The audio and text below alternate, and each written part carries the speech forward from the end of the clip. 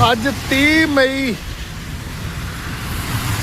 ਪਿੰਡ ਸਾਡਾ Kishangarh district Jalandhar Pathankot road ਤੇ ਜਲੰਧਰ ਤੋਂ 12 ਕਿਲੋਮੀਟਰ ਭੋਗਪੁਰ ਵੱਲ ਨੂੰ 10 ਹੀ ਪੈ ਜਾਂਦਾ।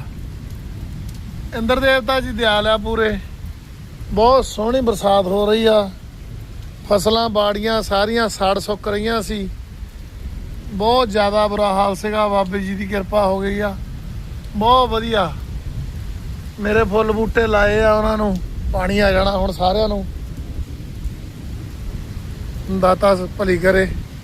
ਮੌਸਮ ਵੀ ਬਹੁਤ ਗਰਮ ਸੀ। ਏਸੀ ਵੀ ਸੜੀ ਹਵਾ ਮਾਰਦੇ ਸੀ ਬਾਹਰ ਨੂੰ। ਬਹੁਤ ਵਧੀਆ। ਦੇਖੋ ਜੀ ਬਰਸਾਤ। ਵਾਹਿਗੁਰੂ,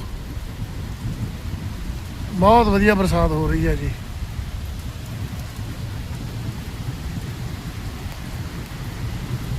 ਵਾਹਿਗੁਰੂ ਭਲੀ ਕਰੇ।